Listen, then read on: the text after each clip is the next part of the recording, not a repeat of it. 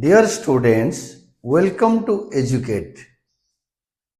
Today we will be studying about retirement of a partner and adjustment of a reserves. Adjustment of a reserves, accumulated or undistributed profits and losses. Reconstitution of a firm is based on the agreement among the partners, including retiring partner. Free reserves, accumulated profits and losses, if any, they exist in the balance sheet of the firm, are transferred to capital accounts of all partners, including retiring partner, in their old profit sharing ratio और existing ratio. जिस ratio में वो share करने profit, अगर उनके agreement partnership agreement में लिखा है तो नहीं भी लिखा है तभी भी होगा. Reserves, accumulated profits and deferred revenue expenditures are distributed between or among all partners, including retiring partner, in their old profit sharing ratio. Even the question is silent. Question बोलता भी नहीं है तभी भी प्रॉफिट डिस्ट्रीब्यूट करेंगे, loss को debit कर देंगे. However, partners may decide to use free reserves fully or partly to meet possible losses or profits. हो सकता है कि रिजर्व से लॉस को माइनस करके अगर और कुछ बचता है तो कैपिटल अकाउंट में ट्रांसफर होगा, नहीं बचता है तो नहीं होगा. For example, on retirement of a partner, partners में decide to use transfer part of general reserve to workmen compensation reserve and or investment fluctuation reserve. In this case, balance of a free reserve is transferred to capital account of all other partners. Old ratio में होता है. Reserves and accumulated profits are transferred to credit of a partner's capital or current accounts, including retiring partner. जो profit reserve partner का capital और current account को transfer हो जाता है. जैसे general reserve account debited to ABC capital account.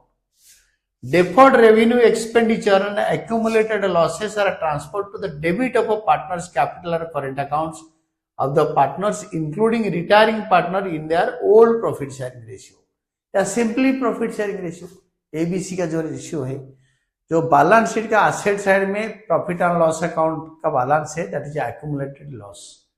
और जो deferred revenue expenditure, deferred advertisement expenditure, preliminary expenses, ये सब पार्टनर्स कैपिटल या करेंट अकाउंट को डेबिट हो जाएगा.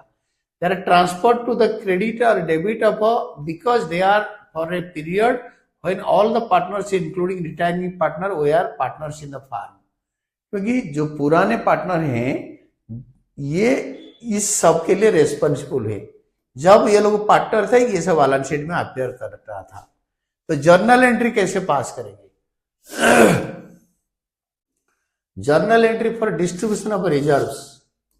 तो journal entry for distribution of reserves and accumulated profit.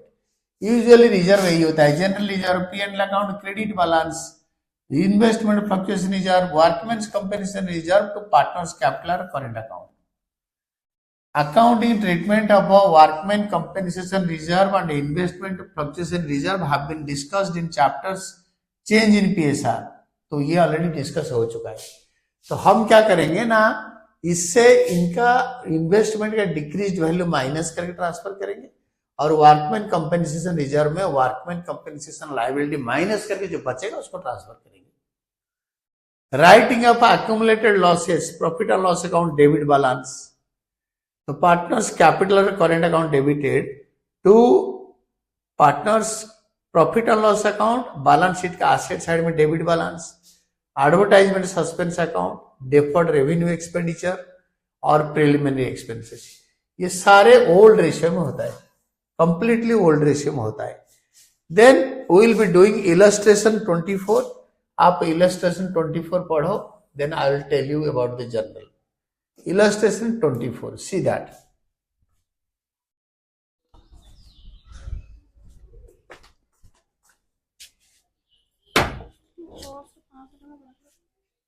तोर पास पहला हाँ हो.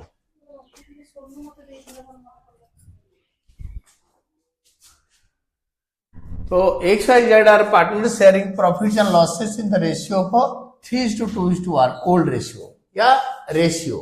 Z retired from the firm on April 1. On that date, Z's on Z's retirement, following balances existed. General reserve P&L account debit balance write up होगा. Employees provident fund कुछ नहीं होगा, liability है, nothing. Compensation workman compensation reserve 12,000. तो general reserve account debited to XYZ capital account. General reserve transfer to partners capital account in old ratio, in existing ratio. Then P&L account का debit balance है, loss है 15,000. तो X capital account debited, Y capital account debited, Z capital account debited to P&L account. Debit P&L account को credit करेंगे तो cancel हो जाएगा, credit general reserve को डेबिट करेंगे तो कैंसिल एंड ट्रांसफर हो जाएगा. Accumulated loss transfer to partners capital accounts in old ratio या in existing ratio. Workman compensation reserve account debited to all partners capital accounts in existing ratio. Workman compensation reserve transfer to partners capital account, क्योंकि workman compensation claim है नहीं. Employees provident fund is a current liability, hence it is not distributed among partners. Employ provident fund का कोई भी treatment कभी भी नहीं होगा एक्सेप्ट नॉर्मल लायबिलिटी जैसे. देन नेक्स्ट क्वेश्चन में देखो, इस केस में ये जो जनरल रिजर्व P&L अकाउंट और वर्कमैन कंपेंसेशन रिजर्व जो रिटायरमेंट के बाद जो बैलेंस शीट बनेगा उसमें अपीयर नहीं करेगा.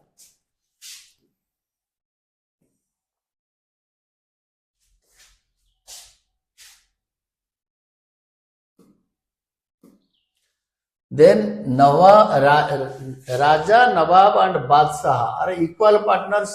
There books closed on 31st March every year. Give journal entry to distribute general reserve 40,000 on retirement of Nawab if partners including retiring partner decided to transfer 25% of the general reserve to investment fluctuation reserve. तो general reserve account debited 40,000, इसका 25% transfer कर दो to investment fluctuation reserve. तो 25 1/4 10,000 transfer हो जाएगा. बाकी राजा Nawab and बादशाह के कैपिटल अकाउंट को बाकी 30% ट्रांसफर हो जाएगा. ये 25% of general reserve transfer to investments fluctuation reserve and balance transfer to partners capital accounts in their old profit sharing ratio. पुराना profit sharing ratio में ट्रांसफर हो गया. The next one, illustration 26.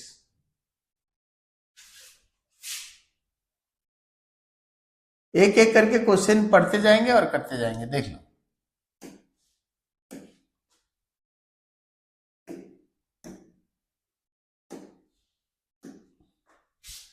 Give journal entry to distribute workman compensation reserve 70,000 at the time of retirement of Niti, when there is a claim of 25,000 against it.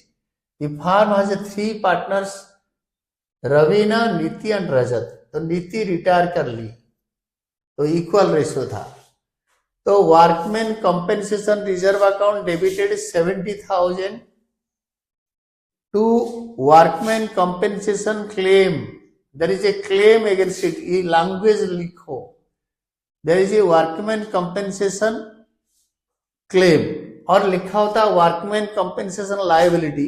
तो यहाँ पे claim की जगह पे liability लिख देते.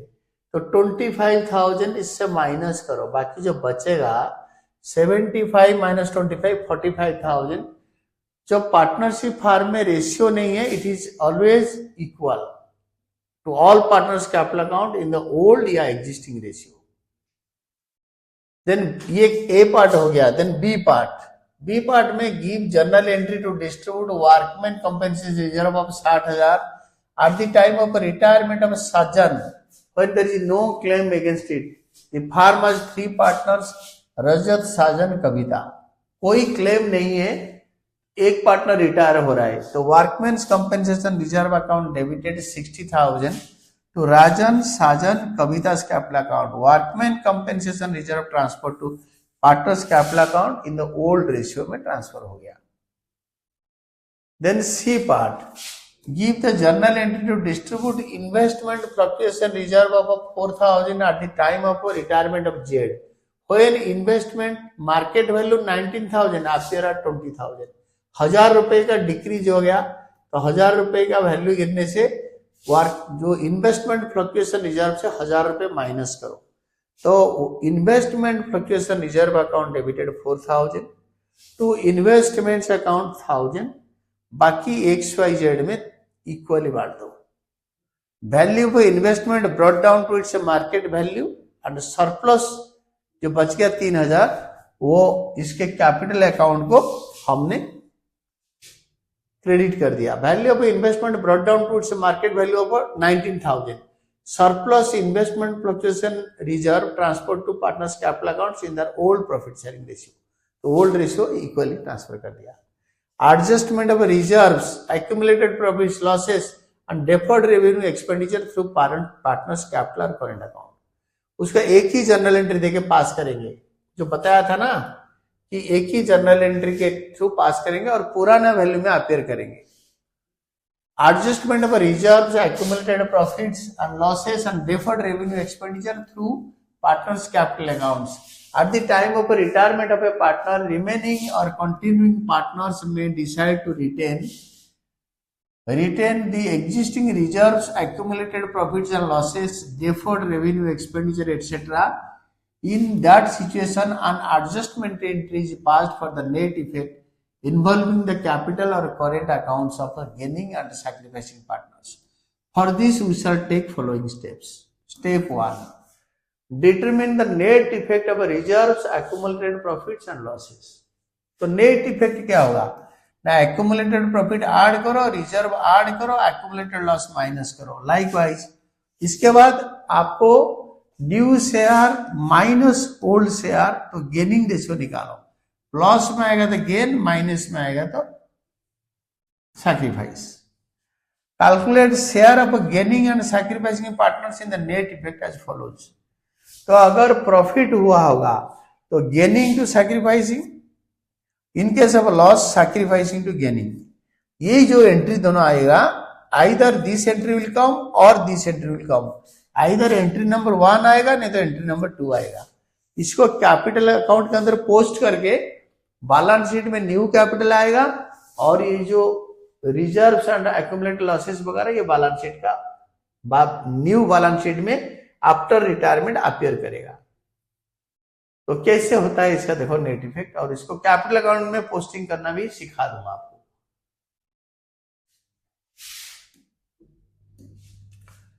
ए B M R equal partners. Vishwas retired and on 1st April, remaining partners decided to share future profits in the ratio of 5:4. Remaining partners also decided on Vishwas retirement to record the effect of the following without affecting their book values by passing an adjustment entry. अगर एक entry पास कर देंगे तो ये सारे new balance sheet में आएगा। ये प्रॉफिट है, प्रॉफिट रिजर्व है, ऐड होगा। ये प्रॉफिट रिजर्व ऐड होगा। ये प्रॉफिट है क्योंकि क्रेडिट है, ऐड होगा। एडवर्टाइजमेंट सस्पेंस अकाउंट लेस होगा। तो कल पास ऑन एडजस्टिंग एंट्री, एक एडजस्टिंग एंट्री पास करो। Calculation of net effect of accumulated profit and losses on reserves. General reserve add करो, कॉन्टिजेंसी रिजर्व ऐड करो, पीएनएल अकाउंट ऐड करो, less करो advertisement suspense account, net effect आएगा। Calculation of gain और sacrifice of each partner. तो new share minus old share, new share minus old share is equal to gain. जिसका plus में आएगा वो gain है, जिसका माइनस में आएगा वो सैक्रिफाइस है। तो अनास Manas to Vishwas, A M to B, journal entry होगा ए एम टू बी। 90,000 का निकालो 2/9 अनास के लिए, और मनीष के लिए 1/9 गेन, और विश्वास के लिए 1/3 सैक्रिफाइस।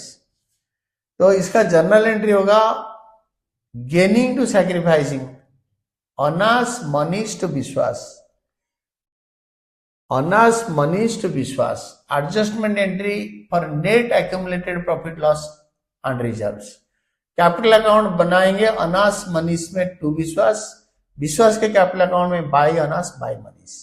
तो उसका जो नेट इफेक्ट आएगा उसी केस में हम क्या करेंगे ना, इसका जो बैलेंस शीट का जो कैपिटल अकाउंट का जो बैलेंस आएगा वो न्यू फार्म के बैलेंस शीट में इसको हम पोस्ट करेंगे and that will be all about your new capital value and balance sheet. और बैलेंस शीट में ये वाला जो रिजर्व एंड लॉसेस अपीयर करेगा। Then amount due to retiring partner, जो रिटायरिंग पार्टनर है उसको कितने पैसे देना है वो कैसे निकालेंगे। तो जो पार्टनर रिटायर हो जाता है उसको कितने पैसे देना है। Amount due to retiring partner is determined by preparing his or her capital account by taking into account the following entries that increase the claim of the retiring partner are. तो retiring partner का claim इस चीजों के लिए बढ़ेगा।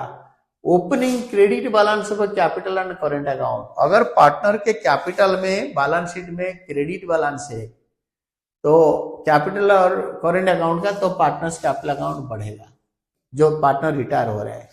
Share in profit and revaluation and reassessment of liabilities में भी capital balance बढ़ेगा रिटायरिंग पार्टनर का। Share of reserve and accumulated profit, share of goodwill in the firm, firm में रिटायरिंग पार्टनर का गुडविल का शेयर, शेयर ऑफ फार्म में मतलब जो सेल्फ जनरेटेड गुडविल जो बैलेंस शीट में ऑलरेडी अपीयर कर रहा है।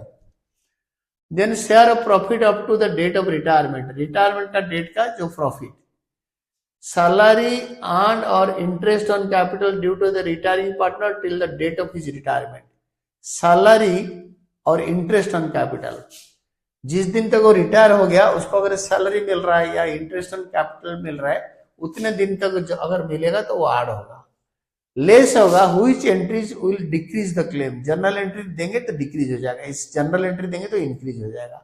इसका कोई जनरल एंट्री होता नहीं ओपनिंग कैपिटल को, बट करेंट अकाउंट का होता है। Opening debit balance of capital and current account minus होगा। अगर बैलेंस शीट में ओपनिंग डेबिट बैलेंस या क्रेडिट बैलेंस है जो रिटायरिंग पार्टनर का, तो वो माइनस हो जाता है। Drawings, interest on drawings minus हो जाता है।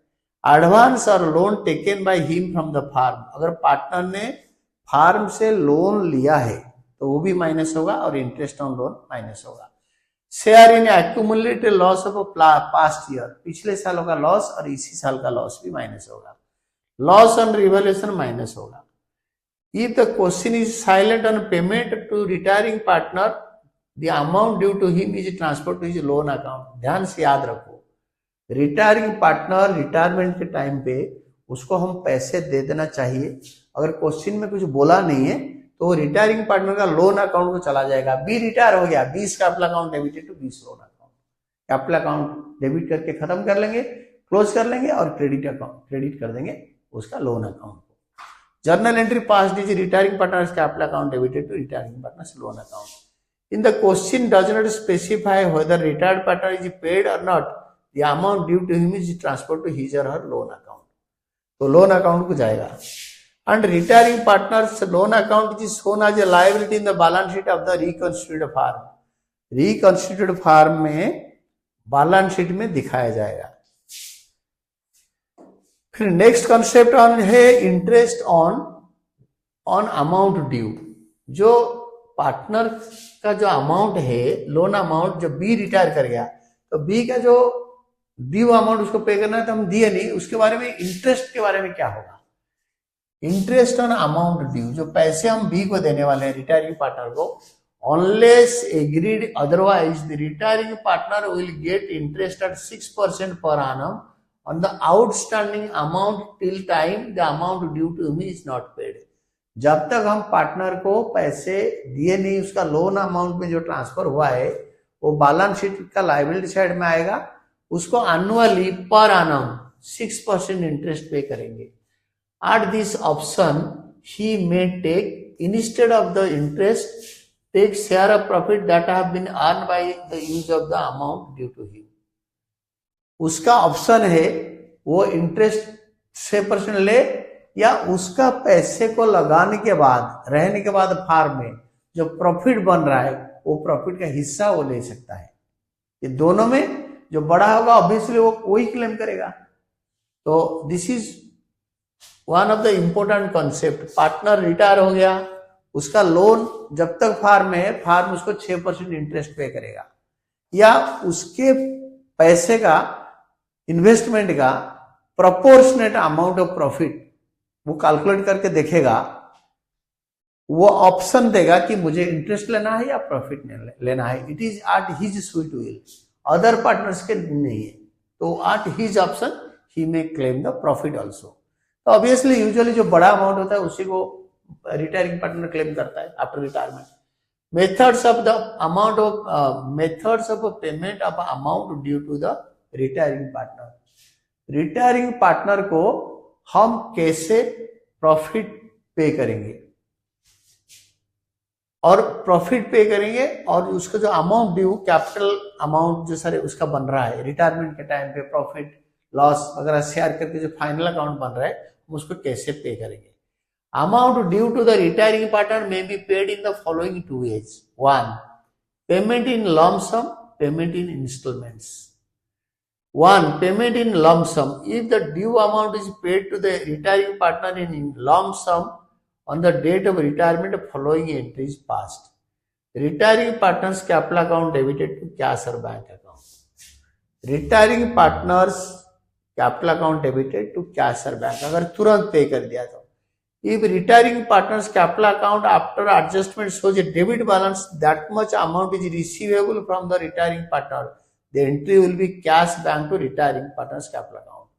दो केस हो सकते हैं, आइदर हम पे करेंगे तो retiring partner's capital account debited to cash bank. अगर डेबिट बैलेंस आ गया, उसको देना पड़ रहा है रिटायरमेंट के टाइम, पैसे देगा. Cash and bank account debited to retiring partner's capital account. ये दोनों से कोई एक एंट्री पास होगा. Then comes payment in instalment, loan account. Payment in instalment में इसको पे करेंगे. How will be paying instalment में? Payment in installments. It may be agreed by the partners, including retiring partner, that the amount payable to the retiring partner will be paid in installments. In such a case, balance in his capital account is transferred to his loan account on which interest is paid at 6%, unless rate of interest is agreed. अगर retirement के time पे B retire हो रहा है, ए C B के बीच में decision हो गया कि 12% इंटरेस्ट पे होगा बी को, तो उसका लोन अमाउंट पे 12% इंटरेस्ट पे होगा. अगर एग्रीमेंट में कुछ लिखा नहीं है तो interest will be paid at 6%. The amount payable to the retiring partner is shown as a liability in the balance sheet of the new firm, reconstructed firm, till it is paid. जब तक पे नहीं करा उधारी में आएगा. If interest is payable, interest is paid or credited to loan account on the basis of the amount outstanding in the beginning of the year. जो loan account का बिगिनिंग में रिटायरमेंट के टाइम पे अगर उसने अप्रैल 1 को रिटायर कर गया, 31 मार्च को, अप्रैल 1 को जो नई बैलेंस शीट बनेगा उसी में जो अमाउंट लोन अकाउंट का जो अमाउंट होगा उसी के ऊपर इंटरेस्ट पे कर देंगे. अगर पे नहीं करेंगे उसका लोन अकाउंट का अमाउंट बढ़ जाएगा. 1 लाख का सपोज 10% इंटरेस्ट है, तो जो फिर अगेन जो बैलेंस शीट बनेगा 1,10,000 बनेगा अगर पैसे नहीं दिए तो. The amount of installment may be principal amount plus interest or may be including or it may be including interest. जो हम इंस्टॉलमेंट में अगर पे करते हैं तो हम क्या करेंगे, प्रिंसिपल प्लस इंटरेस्ट पे करेंगे. प्रिंसिपल प्लस इंटरेस्ट, या एक ही इंस्टॉलमेंट पे करेंगे जिसका अंदर इंटरेस्ट भी इंक्लूडेड हो. The amount paid is debited to loan account and next year interest is allowed on the balance. 1 lakh में हमें हमेशा 50,000 सपोज पे कर दिया और इंटरेस्ट 10% 10,000 पे कर दिया, तो 1 लाख से 1 लाख से इंटरेस्ट ड्यू होता है 1 लाख पे 10,000 10% में 1 साल में, तो हमारा हो गया 1,10,000. 1,10,000 पे फर्स्ट ईयर में हमने अब सपोज 60,000 पे कर दिया, तो नेक्स्ट ईयर जो बिगिनिंग में 50,000 लोन बचेगा. End of the second year इसका 10% ऐड कर देंगे 5,000. 2 इंस्टॉलमेंट भी पे कर देंगे 55,000. 1 लाख लोन लिया था, फर्स्ट ईयर पे 10,000 इंटरेस्ट, सेकेंड ईयर में 5,000 इंटरेस्ट. फर्स्ट ईयर में पे करा 60, सेकेंड ईयर में पे करा 55,000. On payment to retiring partner, it is possible that at the time of retirement of a partner, accounting entries क्या करेंगे, amount due is transfer to retiring partner's loan, retiring partner's capital to retiring partner's loan for interest provided. Interest pay नहीं कर रहे, provide कर रहे हैं. Interest account debited to retiring partner's loan और loan पे इंस्टॉलमेंट पे करेंगे तो retiring partner loan to bank, इसका अंदर प्रिंसिपल भी पे हो गया, इंक्लूडिंग इंटरेस्ट भी पे हो गया, क्योंकि इंटरेस्ट हम यहाँ पे इंक्लूड कर दिया रिटायरिंग पार्टनर का लोन में। Part payment to retiring partner. It is possible that at the time of retirement, a part of the amount due to retiring partner is paid and the balance amount is transferred to his loan account. Journal entry for past is retiring partner's capital account debited to cash or bank account to retiring partner's loan account. Retiring partner's capital account debited to cash or bank and to retiring partner's loan. कुछ part दे दिया, कुछ part loan account में transfer हो गया। तो हम देखते हैं इस क्वेश्चन में बनाना है journal entry on Kapil's retirement. Kapil's retirement में हम इसमें जर्नल एंट्री बनाएंगे। This will be a full fledged question. ये फुल फ्लेजेड क्वेश्चन करने के लिए हम क्या करेंगे, will be discussing in the next class. और इसमें हम जर्नल एंट्री कैसे पास करेंगे हम देखेंगे। इसमें रिवैल्यूएशन अकाउंट भी बनेगा, गुडविल का एडजस्टमेंट होगा, रिजर्व है, and will be discussing in the next class about this full fledged question.